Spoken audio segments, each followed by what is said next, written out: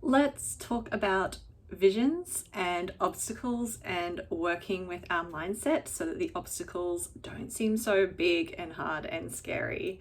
I have definitely referenced this topic before because I know for sure that I have spoken about how I'm the kind of person that I can see something, and then when the obstacles show up, I try to think a little more creatively about getting around them rather than just taking the obstacles at face value.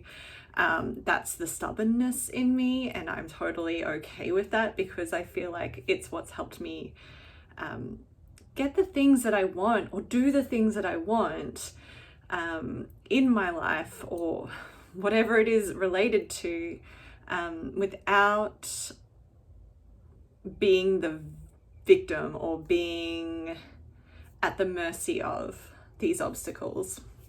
So obviously that is one area that COVID has proved to be a bit of a challenge personally for me, is there's certain things that I can't do that with when there's a global pandemic, funnily enough.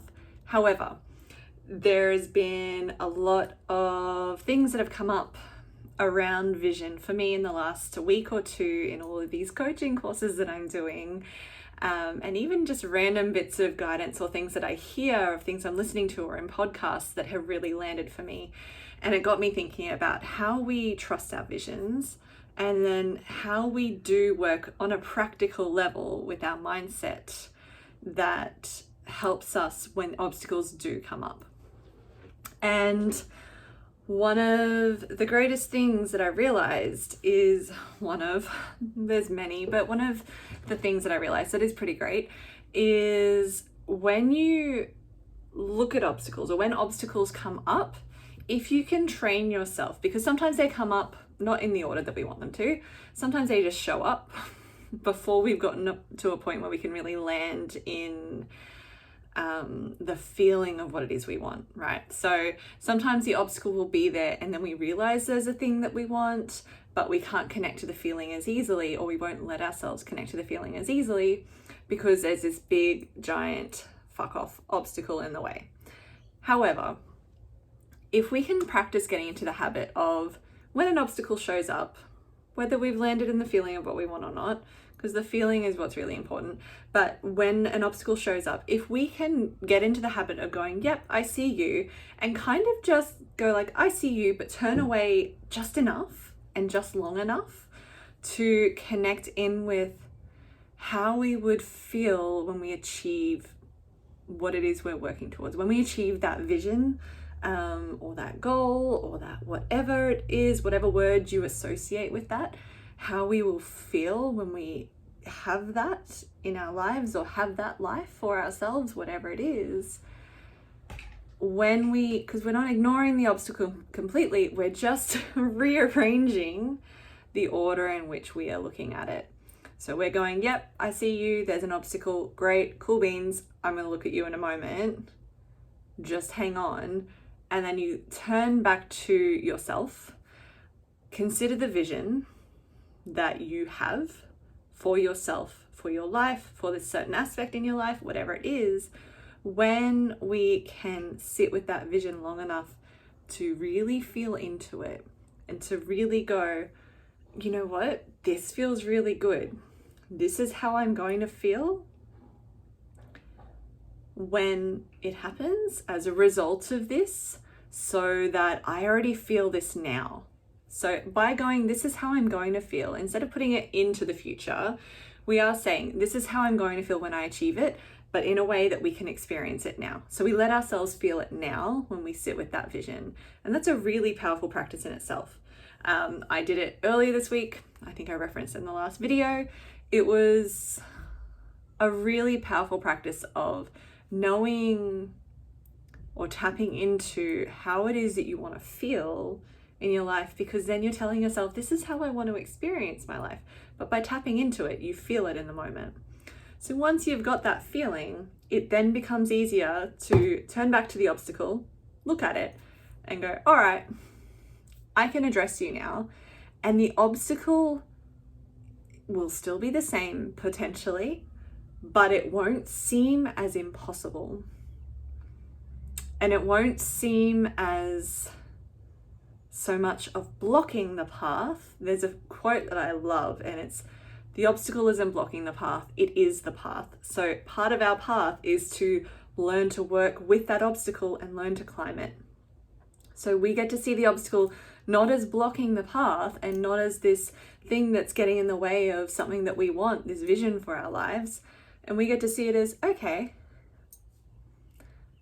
I can work with this. And then sometimes the next thing is, this is how I'm going to work with this. So you have this sense of trusting your vision enough, trusting it, but knowing how it feels and believing in yourself that you deserve to feel that, or that you deserve to have that, but believing in yourself enough, or knowing enough that you want to feel that when you then turn back to the obstacle, that feeling of your vision is bigger than the obstacle. It is way more important and powerful than the obstacle. The obstacle becomes like a minor inconvenience. Yeah, it might be still challenging in its own right. However, that feeling is what will help you traverse it.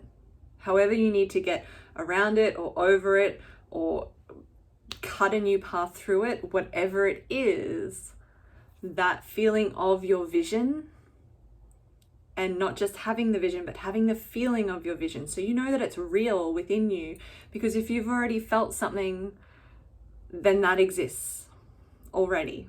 Not once you get there, it already exists. It just means that you can go, okay, this is my vision. This is way more important and way bigger than the obstacle. So yeah, I got this.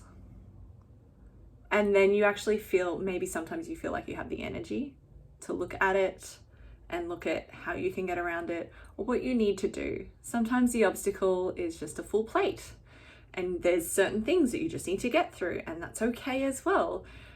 Maybe it's reminding yourself that this isn't forever. And it could be a reminder to yourself of, this is how I want to structure my time once I get through these big things. I've learned that a lot, especially in the last week. I've learned, okay, this is how I really want my time to look and feel like once this busy period is over. And this busy period is very, very valuable to me. This busy period is very, very valuable. So it will be to you in some way, whatever you have going on. But your vision is what it's serving, rather than your vision trying to sort of scrape after the things and going, hey, like, can I be a part of this too? You get to go, okay, this, now I'm clear on how I want it to look and feel like after, but what I'm doing now is serving that.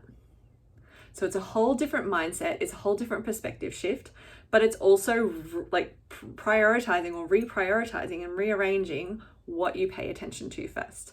Do you pay attention to the obstacle first? Even if it comes up first, do you pay attention to that first?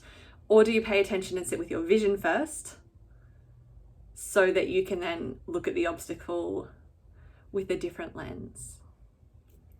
So it's a really powerful perspective shift, and it can change a lot in how you see things, which then helps you show up in a way that's more serving to you and your life and the people that you want in your life around you as well, how you relate to them too. So it makes a huge, huge difference. It's just rearranging your priorities and what you're paying attention to first. It's not saying ignore the obstacle, it's just rearranging the priorities and also letting that do its work. Because once you have the feeling, everything else just becomes like okay, cool. Well, I trust this feeling because I felt it now. So I'm going to do what it takes. There's a different lens on how you view obstacles and how big they really are.